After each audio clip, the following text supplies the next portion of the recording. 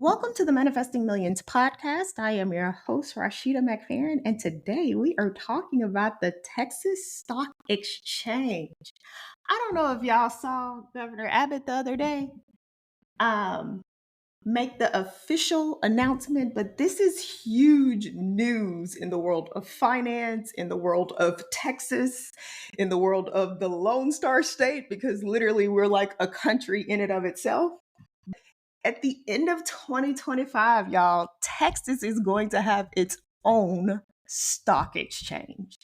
I don't think y'all know how important this is. I am so excited, and it's so funny because you can just tell that I'm a financial nerd. I don't care. I geek about finance stuff because that is what I do. This is going to be so amazing for so many people, launch so many opportunities for people to create jobs, make money, and build on an infrastructure that's already solid. And so today I'm going to break down what you need to know, hopefully, like in the next 10 minutes, about the stock exchange coming to Texas and then what that means for Gen Z and millennials. Y'all, if it ain't ever been a time that you can go get the bag, child, let me tell you, now is the time. Like, I remember when I came across my first opportunity to come to Texas when I was 25, and I didn't take the job because I had just joined my first professional organization, which was a small bank in my hometown. It was just too much for me, I think, at the time. And so, but thinking back, I end up 5 years later in Dallas anyway, because I guess that was destiny and fate. I'm thinking back to then compared to now. If I'm a 25-year-old and I have options and I'm going into finance, and you don't have to just go out to Cali, New York, or London, or Hong Kong. Like, literally, you can come to the South, or you can stay in the South. If you're from the South, you don't have to go chasing for financial opportunities and be in certain hubs, or Charlotte. I forgot about Charlotte because that's where I ended up to launch my career. You don't have to chase around the whole world anymore. And now it's just pretty much knocking on your doorstep. Just a quick overview of what the Texas Stock Exchange is. I'm going to read officially from their website. The Texas Stock Exchange aims to revitalize competition for issuers, establish the premium venue for listings, and create a world-class trading platform for all market participants. I think they mentioned that they raised 134 million, and that is literally just the tip of the iceberg, right? That's just to get started. How do you take this news if you are a millennial or a Gen Z? What do you do with it? Do you become a trader on the Texas Stock Exchange? Because let me tell you this, like, this will make you come out your house, honey. If you working remotely, I don't know about y'all, but for me, if you have the opportunity to be one of the first Texas Stock Exchange traders, you're gonna make history. So let me tell you, I'm coming up out the remote role. I'm about to be on that floor every day doing what I gotta do in order to make a name for myself in this business and to, truth be told, go down in history. Like, I want to be cemented somewhere as the first Black woman or one of the first Black women to be a trader on the Texas Stock Exchange. Don't play with me. I am so geeked about this. This is ridiculous, y'all. Let's talk about the fact that Texas, in and of itself, the economy in the state of Texas is worth $2.4 trillion. That is number 8th in the world, and it's larger than certain countries. I pulled up the comptroller's website, and I'll add the link in the show notes just to see how Texas was moving throughout the state as a whole in regards to market share and GDP. And y'all, like, they don't call this the Lone Star State for nothing. Let me give you a couple of stats. So Upper East Texas is worth $66 billion. Southeast Texas, $46 billion. Metroplex is worth $708 billion. Central Texas, $71 billion. Capital Texas, $229 billion. The Gulf Coast of Texas, which is Houston, Galveston area, $642 billion. The Alamo area, $201 billion. South Texas, which is what we call the Third Coast, $117 billion. West Texas, $166 billion. Upper Rio Grande, Texas, $49 billion. Northwest Texas, $31 billion. And then the High Plains of Texas, $71 billion. In comparison to other countries, Texas is larger than Poland, Croatia, Ecuador, Jordan, Kuwait, Ukraine, just to name a few. And I posted earlier specifically said Texas came to play no games. And like, child, if you're a part of this state, you know what I'm talking about. If you are living in the state of Texas and you come from somewhere else, the opportunity for you to build a life that you want or the life that you want is here. Period. Like, there's no way around it. Is it stressful sometimes? Yeah, absolutely. Do you have to compete a little bit more? Yeah. The opportunity is here for you if you commit to building a life that you desire. And that's what I've loved about being here in comparison to anywhere else that I've lived. Now, the traffic is absolutely terrible. I'm not going to lie about that. Look, for the first few years, child, traffic, I had like a 2 to 3 hour commute on a day-to-day basis. Like, it was no joke. What you have to do is end up structuring your life in a way that's going to maximize your time and minimize you being in a car and sitting in traffic. And so hopefully that looks like you buying a house close to where you work and where your kids go to school and your spouse or whatever your family situation may be. Having your social circle built around that life. So it's like an added layer to your foundation.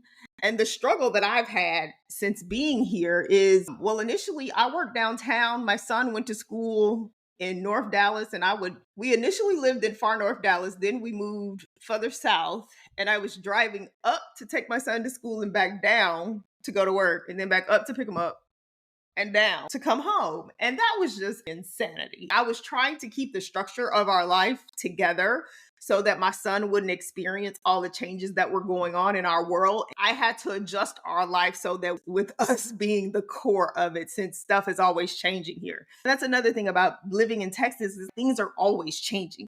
You really have to keep up and adjust to the way things are changing. Say you live on one side of the city, so you don't go to the other side, and then somebody invites you to something and you're in your car for like an hour and a half trying to get there. It's literally like taking a trip to somewhere else. That's why you staycation so much through the state of Texas. Like, for us. So, like, why is there the need to go anywhere else? We just go to Corpus Christi and go to the beach. Now, granted, it ain't no fancy Florida beach, or we can go down further down to the third coast, which is South Padre Island, which borders Mexico. And so you have North Padre Island, which is Corpus Christi, Texas, and then you have South Padre Island, which is on the border of Mexico, and it's prettier down there. You literally have to pay attention to keeping up with everything because you can be coming through, like I was saying, you drive into your social event and the place that you're driving through looks completely different from the way it did 6 months to a year ago. And you're like, when did that happen? Stuff literally pops up overnight here.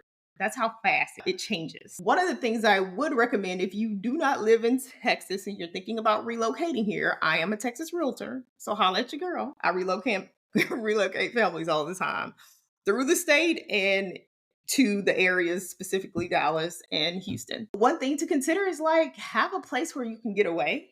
For us, that can be going back home, or it can be traveling, or just leaving the country altogether. It just really depends. But you have to have that kind of built into your everyday life. Otherwise, you'll get caught up in the hustle and bustle and not take a break. And that can exhaust you and your family. Let's get back to the stock exchange. If I'm a millennial, or if I'm a younger millennials are probably 25 to, and then Gen Z, if I'm an older Gen Z. So they kind of mesh together when you get like between that 20 and 25 range.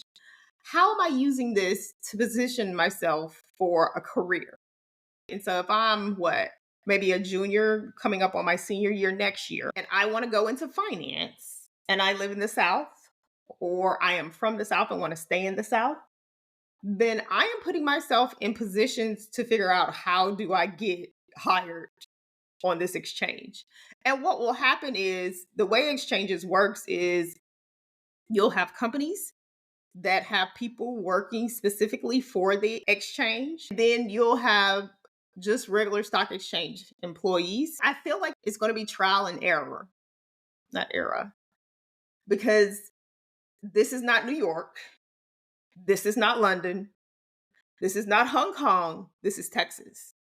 And so, one of the things that is vastly important when you come to the South is that you know that you're not bringing whatever cultural comforts that you have in another place to here. Goldman Sachs relocated here a few years ago. I feel like it was 6 or 7 years ago. And they found out very quickly that you can't do business in the South like you do on the Northeast. Northeastern people are 9 times out of 10 rude, aggressive, and really ugly with their behavior. And because I have to work with them, or I have had to work with them for the past 18 years, you learn how to deal with them because you have to work with them because it's a part of the process. But there's a way for you to do business without being mean and aggressive and ugly to people. And Northeasterners, they just, I don't know what they're mad about, but they're always mad about something. That's And just people in the South just don't do business like that. We don't. We're nice. We speak to people. Hey, how you doing? And it's so funny. I remember when I got back to the South after having been living on the East Coast in Charlotte for what, 5, 6 years? And people were speaking to me for no reason out in public. And I'm like, why are you talking to me? And I literally had to say to myself, oh, yeah, I'm in the South now. That's normal because Charlotte was made of people who came from the tri-state area on the coast and further down. So anywhere from New York to Massachusetts to Delaware to DC to Maryland, all those states migrated down. And honey, they used to call Charlotte the South. And I'd be like, I don't know what you guys are talking about, but this is not the South. This is very much the East Coast. And it's full of angry people all the time. And it's cold. That's probably why they mad though. They're probably mad because they cold. So funny. I remember when we moved to Texas, y'all, we moved in the middle of an ice storm. I literally had to delay our move like 2, almost 3 weeks because every week was an ice storm. I'm talking about colossal size, huge ice out of nowhere. I was so happy to get away from Charlotte. I was like, oh my God, never again. Never again will I be on the East Coast like this. I can go there to do business, but as far as living there, yeah, your girl is like, no, period, never, no. Anyway, you want to stay updated with news and market trends and research in regards to what's going on with the developments because you can only get so much information. Their website has basic information. It's giving you a fact sheet, which was published on September 20th. It is talking about Texas economic strength and positioning in the world. And that's pretty much it. It doesn't have a lot of info. It's going to be literally a work in progress. It does say on here that the Dallas, Texas Stock Exchange will cover the Southeastern region. I love that. That's awesome. I am going to be a part of this. I am going to go meet some people and figure out how I can support the efforts here in regards to building up the infrastructure because this is exciting. From March 2023 to March 2024, Texas added 270,000 new jobs to the economy. There are currently about 15 million workers in the state of Texas. The corporate environment has been the #1 state for business repeatedly over the last few years. Texas is a top recipient of foreign direct investments over the last 2 decades. Texas is proudly pro-business. What I want to know is who are your partners and what do I have that I can contribute to helping in regards to my company? Because there ain't one Black woman on this page. Oh, you about to get one. What do you need as far as my expertise is concerned? Because I am here to provide services. That is for sure. And we need more women. We need more women. We need more minorities. I'm going to keep repeating this over and over again. Like I said, I've been in the game for 18 years and we need more women and we need more minorities. Like we're like so non-existent when it comes to being in the room as far as finance is concerned. It is like what I don't understand is why people don't realize how important finance is to life. If you don't have a person like me that can be neutral in a transaction when I'm reviewing financial analysis to get deals done, I can take into account the fact that it may be extenuating circumstances considering how a business and or a person came to the position that they are in life. then how do you expect to ever get equal statistics on the other side of the product? Meaning that in regards to small business owners, and I'm not talking about small business owners who are going out of business within a year or two. I'm talking about stable, sustained growth through the years that creates a company that is funded properly, managed properly, like hiring people for jobs and continuing to be in business. How do we ever expect it to be more of a level playing field if we're not in the room? That's why I'm like, I try so much when I'm talking to my son and his friends and the girls that are coming across my path, and especially being in the high school space, of exposing them to the fact that I work in finance, exposing them to the fact that there are people that look like you in this business, exposing them to the fact that, hey, yo, we need more representation. We have to be in the room. I'm tired of sitting here listening to all these podcasts and these videos of people interviewing, talking about there's no. So if there's not anyone there that looks like us, like, how about we start having the conversation about how to get in the room? Can we do that? Can we stop talking about how it's unequal and how it's like, because you can spend a lifetime sitting there talking about how the deck is stacked against you, how it's not made for minorities to win in this country, how it's a setup. Once you finish complaining about all the stuff that can stand in your way, which ends up being excuses, my facial expressions, usually if I'm talking to somebody in person, like, are you done? Okay, so you gave me every reason that you couldn't do something. Let's talk about how you can do it.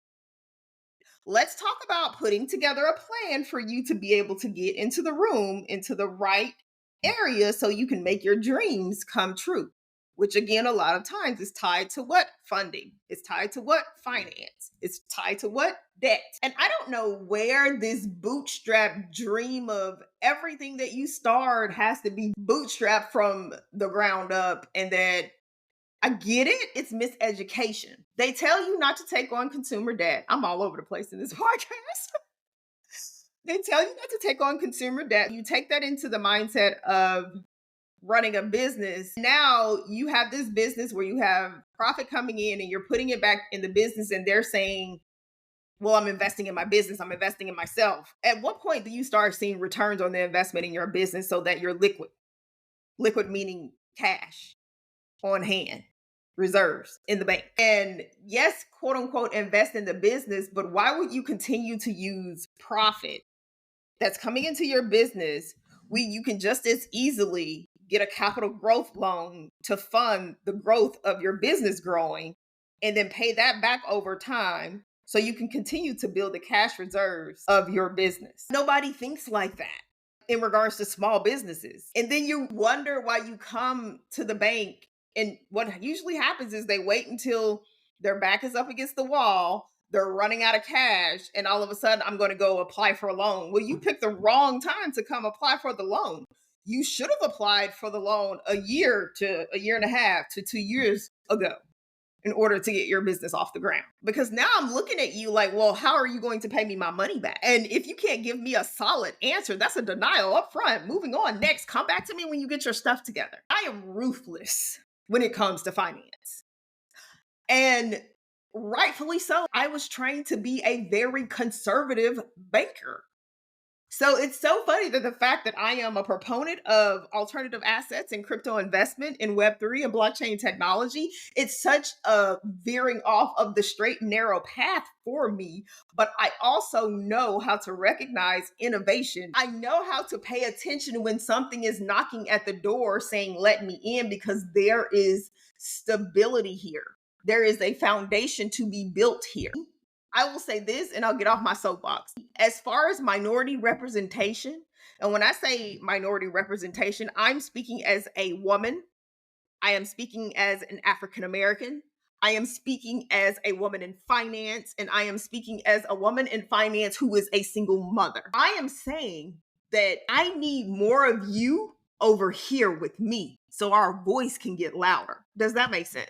And so the product of me teaching you how to invest in alternative assets is just the tip of the iceberg, y'all. It's literally introducing you to the basics so that you really can become a steward of your money and build wealth. I'm not just talking about making a couple of hundred and a couple of thousands of dollars. That is not what I'm talking about. I am talking about using the knowledge that you are going to get in my course to put into action so that you can begin building a solid foundational framework for your family that will stay in place, hopefully for generations to come. That's how important it is. When I'm talking about my course, even if you just buy the course and go through half of it, like the seed is planted. The seed is planted. That's the goal for this. The goal for me is to let you know that you do not have to be scared of money, finance,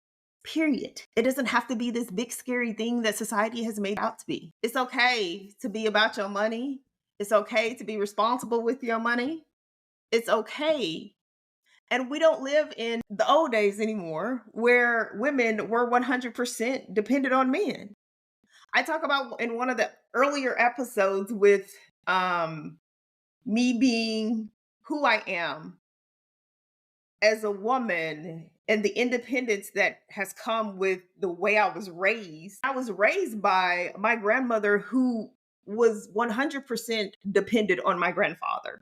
My mother, who became a single mother by the time I was 4, and then a single mother again by the time I was 13, who was again trying to be dependent on men, but still the way she ends up raising us is being dependent again, who? On my grandfather and my grandmother. Independence was literally built into me. Like I said, that is not a bad thing. It is a good thing to have your own money. It's a good thing to be able to provide for yourself, but it's also a beautiful thing to have a partner that cares about you enough to take care of you.